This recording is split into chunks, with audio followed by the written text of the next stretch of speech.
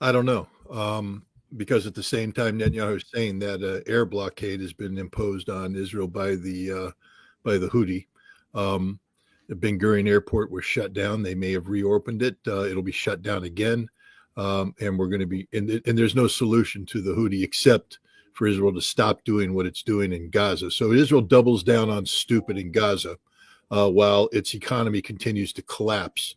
I have a feeling that Hamas can hold out in Gaza longer than the Israeli economy can hold out.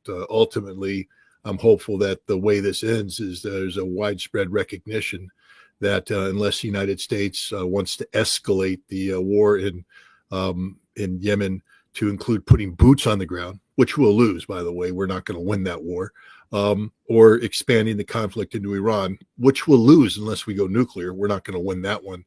That the recognition is to tell Netanyahu to back off. That a ceasefire is the only solution. And then you instantly solve the Houthi problem. You de-escalate with Iran.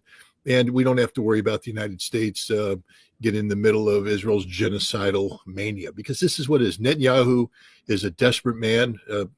All of these headlines ignore the fact that he's under tremendous domestic political pressure. He's being investigated, tried for corruption, for violation of state secrets, for other government malfeasance. And he needs conflict in order to justify his continued hold on power. So that's what's going on. We need the Trump administration to finally step up. If they want to say they support Israel, that's one thing. But the best way to support Israel right now is to dump Netanyahu. And we need to tell the Israeli people that he is the problem, and it's impossible for us to continue to work with Israel as long as he's your prime minister. He just accused Turkey of refinancing or attempting to refinance a resurgence of Hezbollah in Lebanon. Is he trying to pick a fight with Erdogan? He may be trying to pick a fight with anybody he can, because that's what makes him relevant.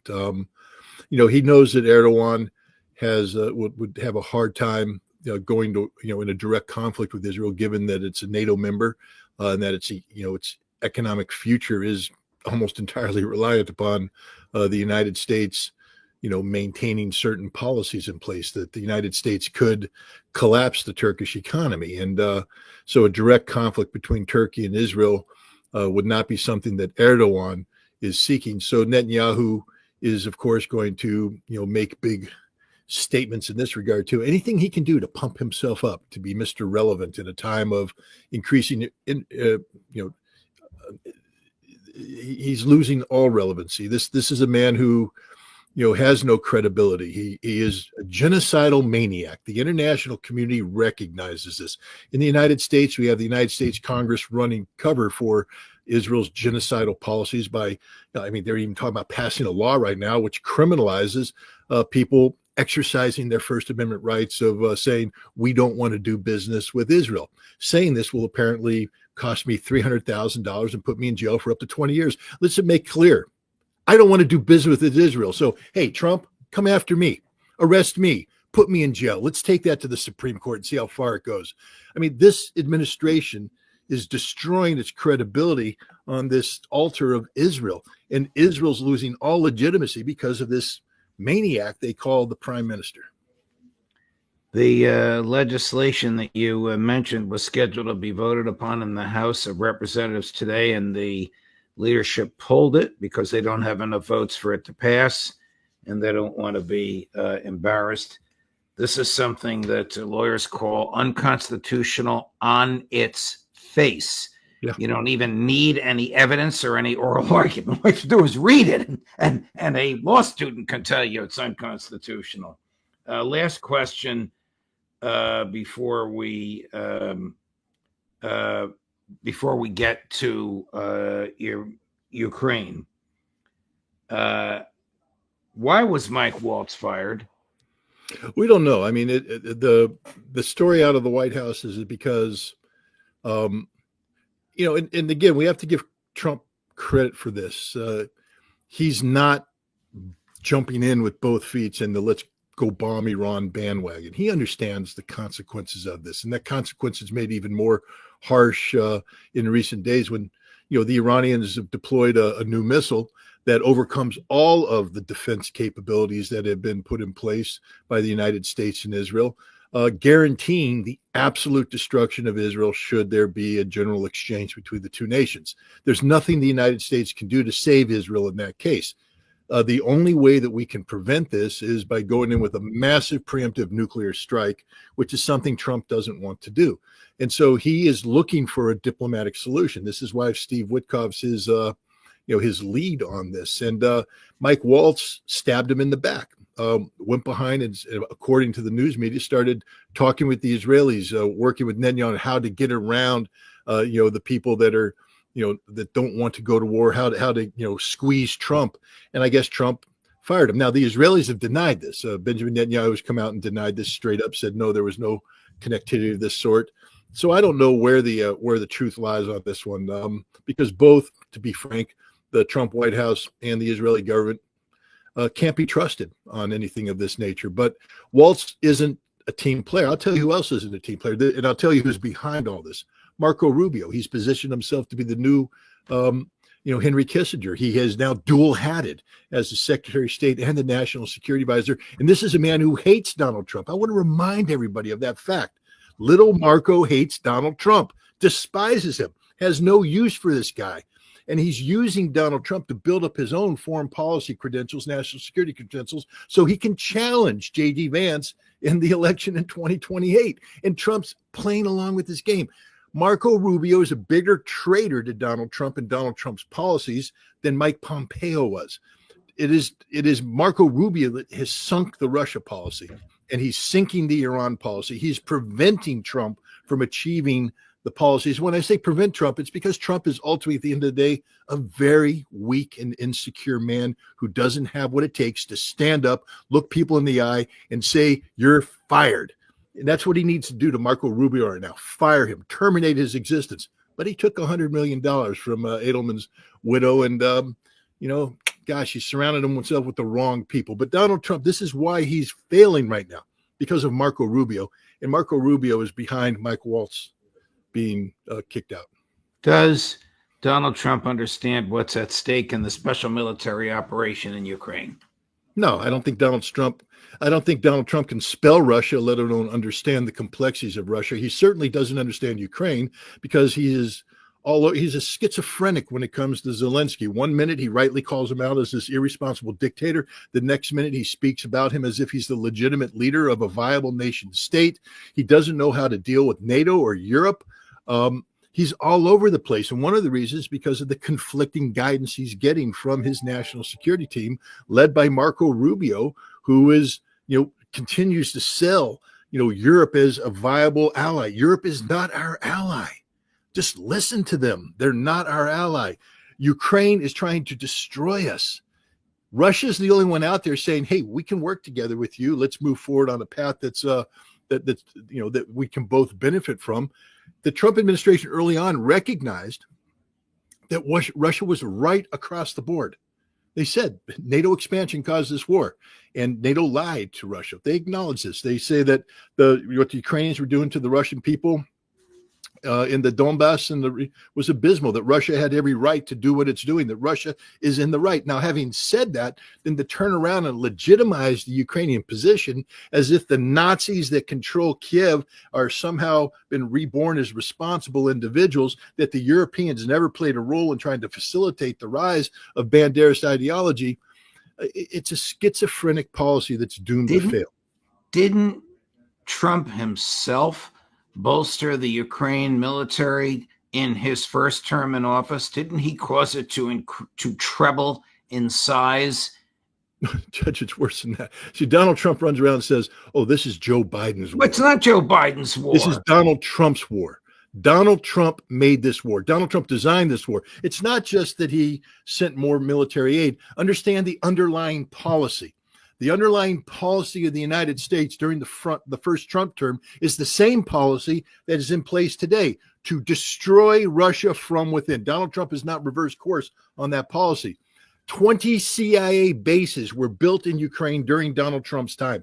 20 CIA bases. And these aren't bases there to hold hands and sing Kumbaya. These are people that are carrying out covert operations inside Russia, facilitating deep direct action strikes by the Ukrainians to train people for unconventional warfare, guerrilla warfare. This is what the CIA was doing under Donald Trump for one reason and one reason only, because we were building a Ukrainian army in the West.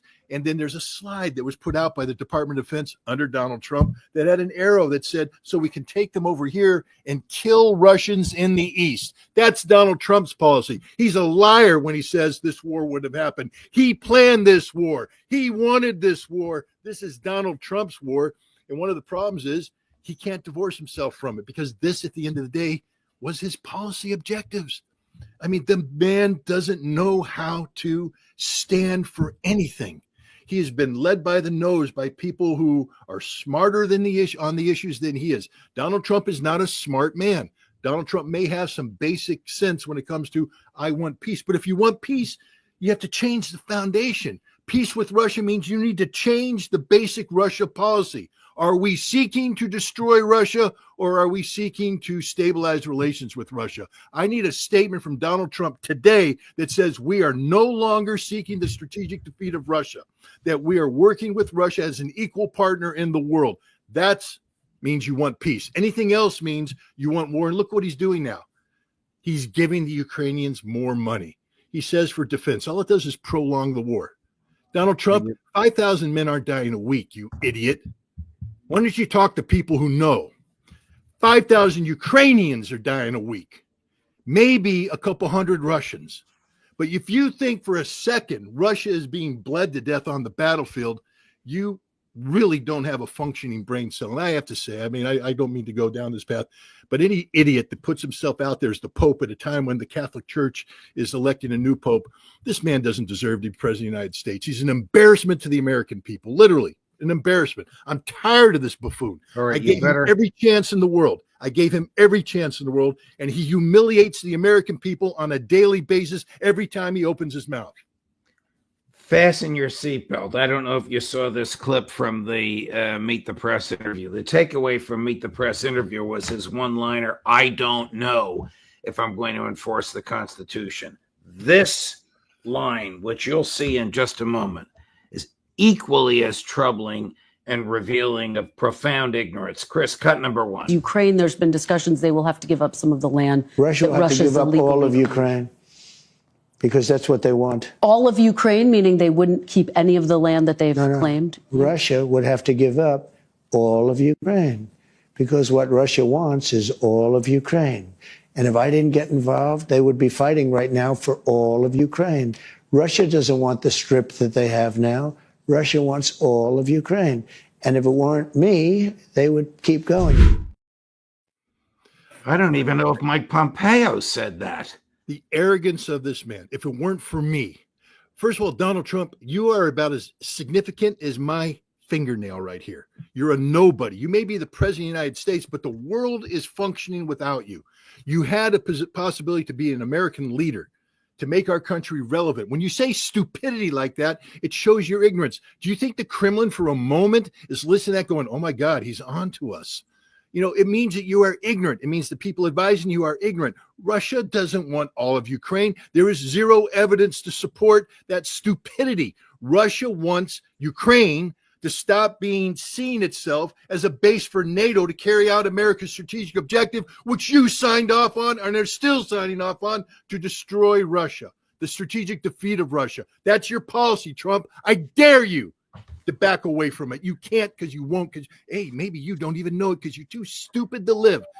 Russia doesn't want anything but peace. But the peace has to be so that the people who fought on side by side with Nazi Germany, we're coming up to the 80th anniversary of the end of the Second World War. And the United States taxpayer is supporting the Nazis in Ukraine who are fighting the Russians who are our allies. That's what's going on here. Donald Trump is too stupid to live. I want him to succeed. I really do. I want every president to succeed. But this is a man, and you just said it, I don't know if I will support the Constitution. Then get the hell out of the office. because you took an oath to uphold and defend that Constitution. And now you're saying it's too complicated for you. It's too hard. It's too expensive. Get the hell out. America is about the Constitution. It's the only thing we're about. We are defined by that document. And when you deviate from that document, you say you are un-American. And I hear in telling you, Donald Trump, you're the most un-American son of a bitch that's ever sat in the White House. And that says a lot, because I wasn't a big fan of Joe Biden either.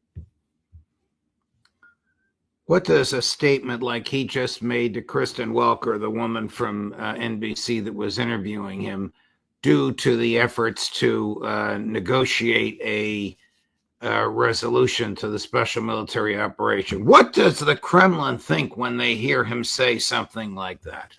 The Kremlin doesn't care. See, I mean, again, Donald Trump, hire some people that actually watch what the Russian president says and what he does. The Russian president has recently said about leading up to 2022, he said, we didn't want to fight with the West. We were, all of this took us by surprise. You know, when they started sanctioning us, we weren't ready for that. You know, but when the special military operation started, we weren't ready for that either. We didn't want to go down this path. But when you doubled down, when the West doubled down, when the West made it existential, we started doing the things we had to do to get where we're at today. Today, Russia doesn't need the United States at all. That's the statement right there. They pulled Anatoly Antonov out of the United States and left the embassy vacant because America just doesn't matter, doesn't resonate. Russia doesn't care. They'd like to be friends. The world would be a better place if they were friends. They brought in a new ambassador now, but how is he supposed to sit down with this lunatic and with the people that represent him? Sit down with Marco Rubio to what? Better relations? Better relations with a man who doesn't even know the Constitution he's supposed to uphold and defend, a man who doesn't understand the consequences of his words. I mean, the Russians are going to do what the Russians have to do to bring this war to a conclusion on terms acceptable to Russia. I thought Trump was smart enough to know that. He sent a man, Steve Witkoff, to sit down with the Russians, and Witkoff came back and reported exactly that. And I was optimistic early on that it would sink into Donald Trump's dense little orange face head, but it didn't. This is a narcissist. He can't handle the fact that Putin is going to win the war. And Donald Trump isn't going to get credit that when this war ends, it's going to be Putin's victory. He can't have, this man is so jealous of what's going to happen on May 9th. He can't stand the fact that Vladimir Putin is going to sit there and have a victorious army march by celebrating the defeat of Nazi Germany. Trump could have been standing side by side with him, but he can't stand the fact that Xi Jinping is going to be there, that Chinese leaders are going to be there, that the world is going to be there, Modi's going to be there, everybody's going to be there but him, because Donald Trump doesn't matter, not to Russia, not to China. And that's the reality. And he can't stand this. This is a narcissist that we elected. But he could have gone, and then he could have stayed for a week, and he could have cut a grand reset with Modi, with Xi, and with Putin. That's what you and I and everybody on this show has urged him to do. And I guess Rubio said don't. Yeah, well, Rubio is the most un-American Secretary of State you can imagine, because Marco Rubio cares about Israel and he cares about the neocons. Those are the two forces that have combined to destroy this country. You know, they're going to get us involved in wars. Donald Trump at least said the right things running for election, that he doesn't want wars. Well, how are you going to get out of the Middle East, Donald Trump? How are you going to do that, pal? You've backed yourself into a corner now, and your strength, your peace through strength stupidity has the Harry S. Truman making emergency, maneuvers, dumping F-18s overboard because the Houthis are zeroing in on the carriers. All the air defense additions that you put in there, jamming, thinking you had the Iranian missile singled out. The Houthi just sent a missile into Ben Gurion, penetrating everything, saying we can do this at will. You have no options left except to humiliation, retreat, or double down on stupid and go to war that you're going to lose unless you go nuclear. That's the Middle East. Now Ukraine, buckle in, pal. You're in for another 2 years of bloodshed, and it's going to be a decisive Russian victory unless you double down on stupid and say, hey, Europe, let's fight the Russians. We have to do something about the Russians. And then what? We go back to having a nuclear war? Donald Trump could have won the Nobel Peace Prize. There could have been a signing ceremony on May 10th in Moscow where Donald Trump ended the conflict in Ukraine and started working side by side with the Russians to end the conflict in the Middle East and create peace and prosperity everywhere. then he wouldn't have to commit suicide, economically with this stupidity of tariffs. Donald Trump could have been the leader America needs. Instead, he's just a narcissistic idiot who sits there and puts out pictures of him as Pope, says he doesn't respect the Constitution, and he doesn't know a damn thing about Russia. Where do we go from here? No, I'm nervous now. I mean, I'm angry. First of all, I think you picked up on that. Oh, yes, I picked up on that. By the way, you are supremely articulate when you're angry. You're also articulate when you're not angry. I almost went Marine Corps on you, and I had no, not live on the judge. Can't do that. No, I mean, now I'm nervous because, the American leadership is absolutely essential for the world to function properly. When you lack leadership, then America reverts to its bad ways. And look, people, I love my country, but we're the people that invaded and occupied Iraq in violation of international law. So if you don't think we're the dumbest, cruelest, most, warmongering nation on the planet, you don't know us very well. And leaving America to fall back on its natural tendencies, these are tendencies that Marco Rubio and the neocons continue to embrace, means we will have a war in the Middle East that can only end one way, with the destruction of Israel, tens of thousands of American lives lost, and then America nuking Iran. Nobody wants that, but that's the direction we're heading. And the situation with Russia and Ukraine, this could have been nipped in the bud. We could be signing peace, have peace break out all over. Instead, Marco Rubio is encouraging NATO now to make itself relevant again. And Trump, because he's a narcissistic idiot, has to be part of this relevancy as they seek to reverse tide in Ukraine, because Donald Trump says, I'm not going to let Russia do anything. Well, you don't have the ability to stop Russia. Donald Trump, are you going to send American intermediate range missiles back into Europe in 2026? Donald Trump, are you going to extend the New START treaty, or is it going to expire in February 2026? And now we have an arms race because you're too stupid to have nipped it in the bud. And now what? You're going to spend $3 trillion for America to build new generations of strategic nuclear weapons that will never match the capability of the Russians, but because they increase the numbers and size and scope, and you put intermediate range missiles in Europe, we now have the possibility of an inadvertent exchange leading to a general nuclear exchange, and we're all dead because of you, Donald Trump. You and only you. You're the man that's causing all of this because you are too stupid to occupy this space, and you don't have the courage to fire Marco Rubio. And you got rid of Mike Waltz, but there's others you have to knock. Stop where listening is to Hegseth in all this? Is Hegseth an enabler to him as well? Hegseth, again, I don't mean to pick on this guy too much, but he at best was a battalion commander. He's lost. This is a man who is totally out of his depth here. He's a little yes boy he's the little puppy dog that wants to sit next to Donald Trump and get his head scratched. So Hegseth will do what Trump tells him to do. Now, that means if Trump's telling him don't go to war with Iran, Hegseth won't go to war with Iran. But then when Marco Rubio whispers into Trump's ear and Trump turns to Hegseth and says, maybe we got to go to war with Iran, Hegseth's not going to sit there and go, but boss, you told me not to go. Maybe this isn't a good idea. Go, oh, yes, boss. I'll do whatever you want, boss. Hegseth is the wrong man for the job. We needed an adult, and we got a prepubescent teenager. All right. I'll let you come up for air. Thank you, Scott. This was a remarkable conversation.